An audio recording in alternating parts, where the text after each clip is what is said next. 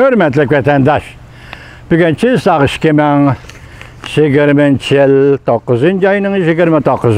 günü. Leksiya tügedi, endi birinci leksiyaga qarta siz bilen bir fikir yürgüzeyli vatandaşım. Prezident Trump'a New York Vaqt gazeti yoki Solchi gazet doklad e'lon qilib, boj to'lamadi deb hujum qilibdi. Prezident Trump uningga javoban Oqsaroyda o'tkazilgan muxbirlarni kutib olish yig'inida yolg'on yasab chiqilgan xabar ular askilik qilyotidi deb 3 jumla so'zda aytibdi. Men bu davlatni muqaddas Amerika. Bu devlet demokratik devlet Amerika vatandaşlar.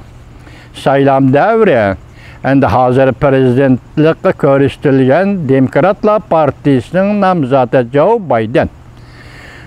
Demokratlar Partiyasidan ikkinchi partiya Cumhuriyetçiler Partiyasining nomzodi Prezident Trump.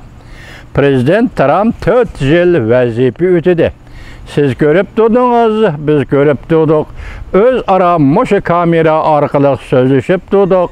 Vatandaşım siz, biz Uygur, Xitayning müstemlikisi Uyguristandan kelgen adamlar biz. Amerika Qo'shma Shtatlari Xitoyga qanday muomala qiladi?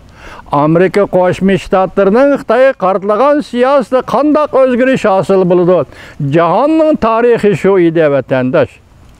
Siz biz biladigan jahonning tarixi shu edi, bugun ham jahonning tarixi shu. Amerika Qo'shma Shtatlari Xitoyga nima deydi? Xitoyga qanday muomala qiladi? Shuning ostida sizning bizning hayotligimizning yangi qadami boshlanadi. Sizning bizning turmushimizning yangi qadami boshlanadi.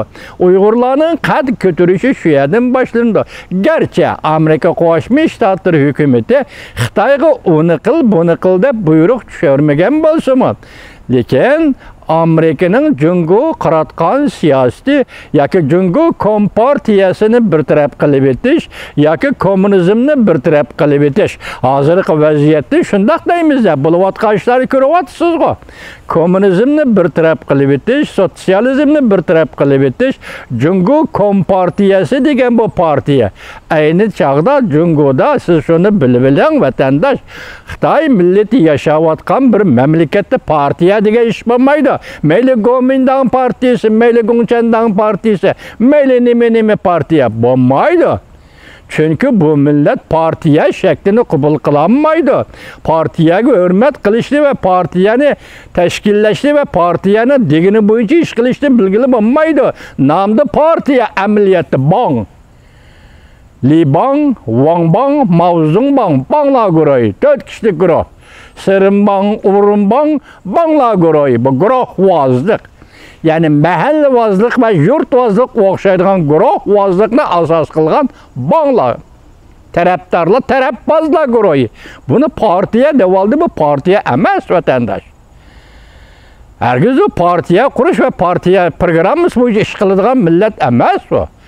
Şunu qo'yib turaylik, bugun kompartiya deb turaylik. Kompartiyani va onun siyosiy tuzumi sotsializmni va kommunizmni og'dirib Jungoda bir demokratik davlat barpo qilish. Bugun xalqaro jamiyatning kun tartibi kelgan ekan, siz shu jamiyatda o'rningizni qanday topsiz? Uyg'urning o'rni nada? Uyg'urning siyosat huquqlari nada? Uyg'urning savrin huquqi nada? Uyg'ur davlat qurgan edi, buni davlati nada? Mushu gaplarni o'ttirg'i chiqarib, Birlashgan Davlatlar Tashkiloti deyli ma'qul, eringdagi xalqaro jamiyat e'tirof qiladigan bir nuqtada, masalan, Uyg'ur millatining siyosiy tanlash huquqi nima? Uyghur xalqi siyosiy tanlash huquqini yo'lga solsa, o nimani tanlab oladi? Mesele mana shu yerda. Meselenin tuguni mana shu yerda, hurmatli vatandaş. Biz shuning uchun kurash qilyapmiz. Shuning uchun biz Amerikaning Jungoga qaratgan siyosatini sizga taklif qilib beryapmiz. Bu bir ozodlik. Hozirgi til bilan aytganda demokratik tartib. Bu bir ozodlik. Hozirgi zaman til bilan aytganda bu bir saylam davri. Uyg'ur xalqining aktiv qatnashishi, aktiv ishtirok qilishi, ishtirok qilish orqali aktiv tashkillanish, aktiv uyushish, aktiv faoliyat, siyosiy faoliyat qilish orqali Uyg'ur xalqi nima deydi? Mushu sharoit qanday yaratiladi? Mushu vaziyat qanday yaratildi? Bir og'iz gap Amerika Qo'shma Shtatlarining Jungoga qaratgan siyosati. Jungoga qaratgan siyosatidan paydo bo'ladigan shu vaziyat. Şunu kütümüz vatandaş. Ondaqda bu vaziyatni bu aldığımızdaki 4 yılda kim becirdi? Cumhuriyetçiler Partisi Amerika ve bu Cumhuriyetçiler Partisi'nin Prezident Trump 4 yıldan beri bu işini kıldı vatandaş.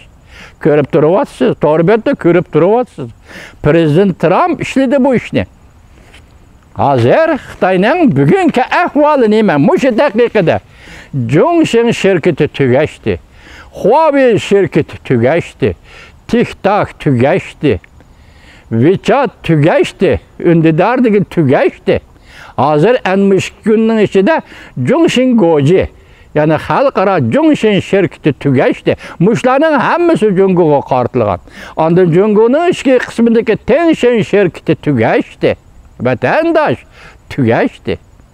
Xitayning Pan Texnika şirketi tügeçti ve tünügüllerden Hyundai şirketi Pan Texnika alaqsız, lekin o normal ticaret dairesiki şirket tügeçti. Boldu mu?